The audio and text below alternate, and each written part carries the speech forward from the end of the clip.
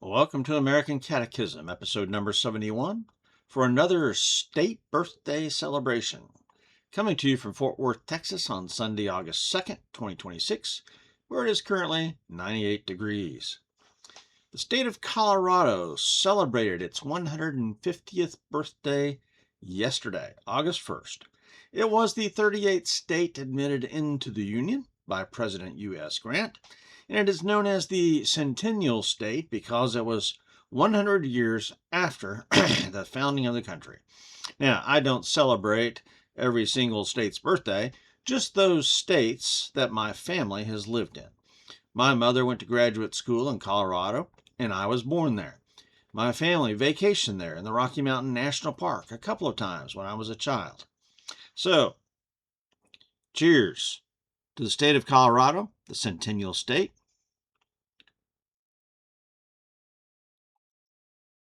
Their motto, nil sine numini, I think. My Latin's weak.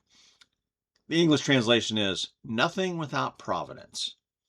That is a biblical Christian reference to a doctrine in Christian theology, possibly indicating a Christian heritage, a Christian nation.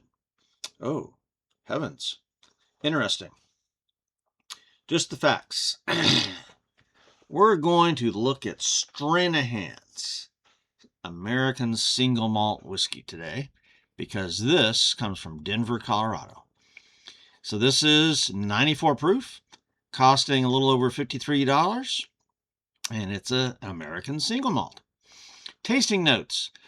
This whiskey does have a funk to it that goes way beyond the normal funk of malted barley. Okay, if you're coming to single malts from bourbon, malted barley has got a different flavor going on there, a different profile, and I describe it as kind of funky. But some states' whiskeys have another funk, and this one does. It comes from the climate of Colorado and the altitude at which this was distilled and aged. What am I talking about with the funk? Well, it's kind of a dusty, oaky leather smell and taste, very much like Texas whiskeys because of the extreme climate in Colorado and the extreme climate in Texas. It's not like Scotch. The climate in Scotland is cool and moist all the year round, and some cold in the winter, obviously, but it doesn't really get hot much in Scotland. Colorado gets hot and then cold. Texas, hot and then hotter. I gave this whiskey a score of 89. A letter grade for drinkability, a solid A. My recommendation? This is a very good American single malt whiskey that represents the state of Colorado quite well. American single malts are so incredibly different from Scotch single malts. Again, it's that terroir thing, it's the climate, the altitude. Is this a good whiskey for beginners? Not so much, maybe. At 92 proof, it is up there in proof, but it's a very smooth whiskey. But the funk is going to throw some people off. So I'm not sure this is a good starter whiskey for American single malts. Could be, depends on your drinking experience. But I can still hardly recommend it as a good whiskey. So, details. History. Stranahan's is the first legal distillery in Colorado since Prohibition, founded in 2004 by Jess Graber, a volunteer fireman, and George Stranahan, whose barn was on fire, and Jess Graber came to help put it out. So after the fire was out, they started talking whiskey. Now, Stranahan is also the owner of a local brewery, and he was a whiskey connoisseur, and Graber then joined, and they started the business, and they released their first bottle in 2006, and Rocky Mountain Single Malt was born. Stranahan's is considered to be the most awarded American single malt whiskey, but I hear that from so many different whiskey makers, seriously. And so I don't know who keeps score there, but Whatever. They've got lots of prizes, lots of medals. American single malt as a category was finally made legal and official January 19th of 2025. So about a year and a half ago. In 2010, they sold controlling interest in the company, though, to Proximo Spirits, based in New Jersey. So they sold out to the big boys. Now, the same owner group there, also founded Tin Cup Whiskey in Colorado in 2014. And they are also now owned by Proximo Spirits. So details or history, history score 5 out of 5. Bottle, label, and marketing. The bottle is clear glass with almost a classic shape. It is round on the bottom there, mostly round. It's got a flat place on the back, and I'm not sure why that is. And it's got a lot of embossing there, distilled, aged, and bottled by Stranahans, and it actually gives the address there, complete with zip code and everything. So that's pretty cool. So anyway, I really do like the bottle. I guess the advantage of that flat place on the back is you can lay it on a desk or a countertop and it doesn't roll off. I don't know. The label is kind of cool because they follow the Johnny Walker style with a slanted label. Different angle, I'm sure.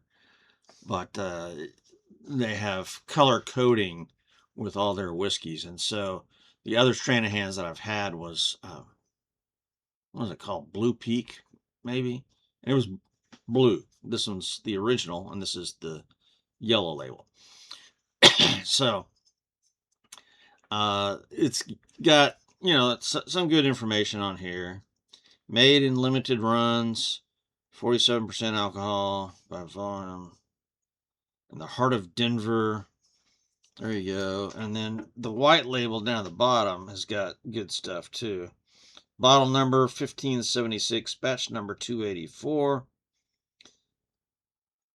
All right. 100% malted barley, pristine Rocky Mountain water, double distilled in small copper stills. There you go. Virgin American oak casks.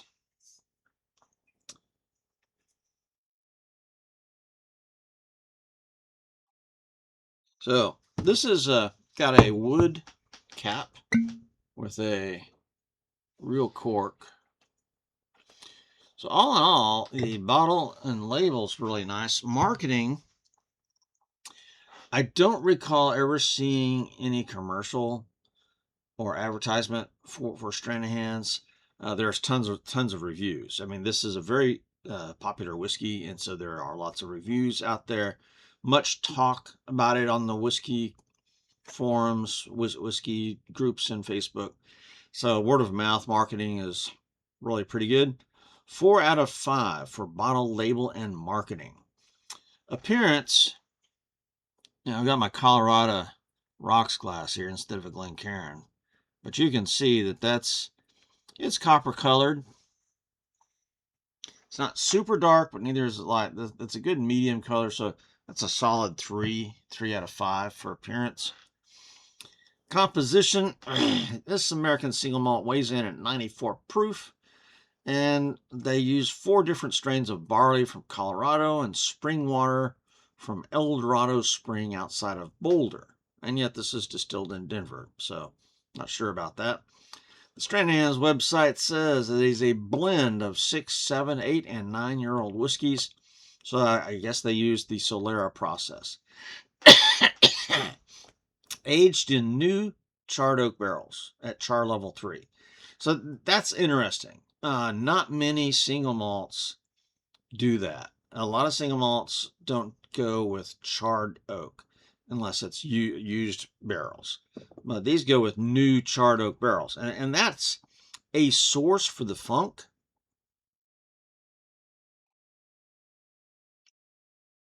That's one thing that sets Stranahan's apart. That makes it really good, actually.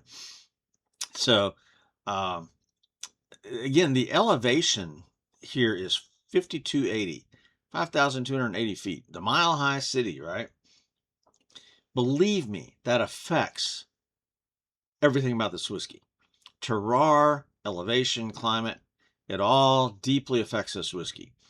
And that's why I'm in love with Colorado whiskeys, just like I am Texas whiskeys. Okay. I've got another Colorado whiskey right here, 10th Mountain. This is distilled and aged in Vail, Colorado. And their whiskeys are amazing too. So, yeah. Composition 14 out of 15. Because they give you a lot of information. And they're pretty clear about that. Nosing the whiskey. I'm not using a Glencairn, so I'm not really smelling much. But when I prepped this, I did use a Glencairn. And it had a lot of barrel funk, similar to Texas whiskeys and other Colorado whiskeys. And that barrel funk it's dusty, it's oak, it's wood, dark fruits, maybe some molasses, spices, leather.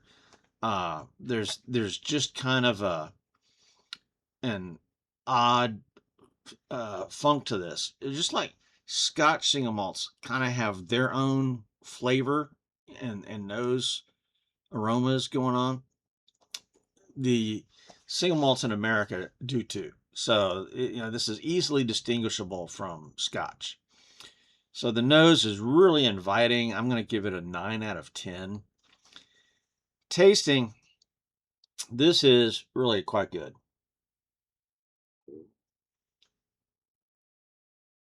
The taste is true to the nose. It's not as sweet as bourbons. That's an advantage. I love my bourbons. However, a lot of bourbons go sweet in the wrong direction for me. And so single malts tamp that down. Corn is inherently sweeter than barley. And so the taste here is sweet and spicy, but not too sweet. It's woody. The dark fruits are there. By dark fruits, I don't know, figs maybe, plums possibly, something like that. Leather and tobacco.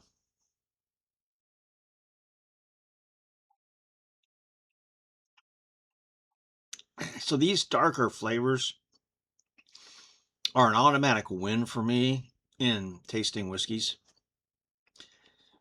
So, again, I think the altitude really affects this. And so I'm giving it a 22 of 25. And man, I don't know. I mean, I'm tempted to go higher with that, but I'll settle there. Mouthfeel, burn, and finish. The mouthfeel is medium. The burn is proof appropriate, maybe even a little bit less. So this is really pretty smooth. I've had plenty of whiskeys at 92 proof that are, have a more dramatic entry. So this is not, if you're proof sensitive, I'm sure it will bother you. But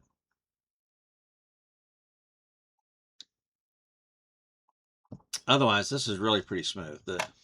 The burn is very low grade, stays in the mouth, doesn't really go up or down. I mean, this is a smooth whiskey.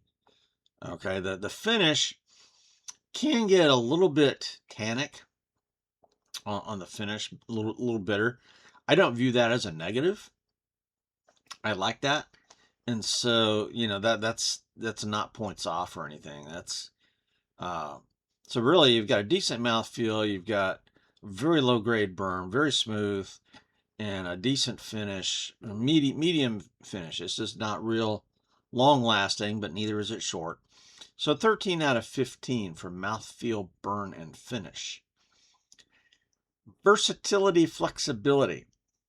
All right, my favorite way is obviously neat. I think it is strong enough to survive ice should you decide to torture your whiskey. Now, I have struggled with single malts and mixed drinks, whether they be Scotch or American single malts.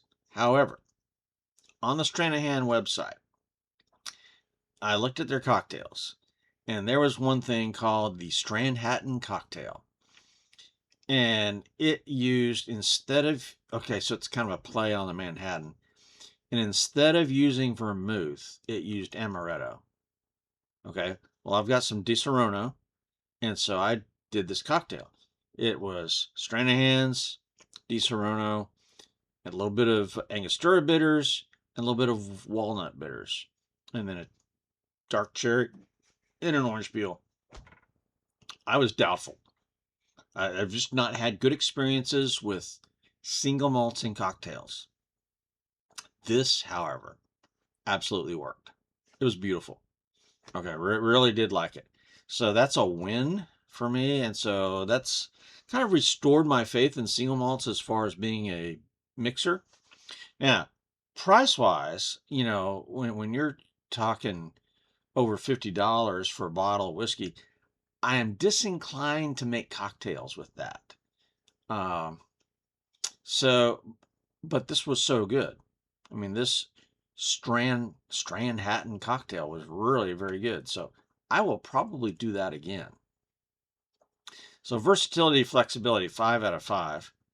Price, value, and availability. Surprisingly, Total Wine in my area did not have it listed. They had a couple of other Stranahans listed, but not this original. Don't understand that. Specs had it for $53.13, which is where I got mine. Goody Goody, $54.99. For once I went with the lower price. So it's got a good value for the quality. Value is there's some kind of a subjective formula with value that's, price, flavor, versatility, all that combined. And so I'm going to say this has got great value. 9 out of 10 for price, value, and availability. If Total Wine had it, it would have been a 10 out of 10. Bonus points. Again, this is coming from my birth state, Colorado, and it's an excellent whiskey. So 5 out of 5 bonus points. Giving me a total score 89. Letter grade for drinkability, a solid A. My analysis and recommendation. Again, this is an excellent American single malt whiskey. It represents the state of Colorado very well. It is hugely different from Scotch single malts. And so if somebody says, I don't like Scotch, give American single malts a try. Give Stranahan's a try, because it is substantially different from anything Scotland has to offer. Okay. The terroir, the climate, the altitude really makes this unusual as far as, different from Scotch. And is this whiskey good for beginners? I'm just not sure. I am so new to American single malts. I'm not sure which single malt's going to be good for beginners. It is a significant change from bourbon if you're a bourbon drinker or if you're a Scotch drinker. Now, there's going to be some similarities between Scotch and American single malts because we're talking malted barley. But I'm telling you, the climate affects whiskey hugely. And so this is going to be a world of difference between this and any Scotch out there. So I don't know. I would say give it a try. Maybe a bar or restaurant's going to have a sample or a friend. I would try a sample first before I would spend $50+ on something as different as this is. All right, next up, we are going to return to my Texas Rye Whiskey Studies and the National Rye Tournament. So we're going to put a couple of ryes head to head in a competition because we're in that tournament stage.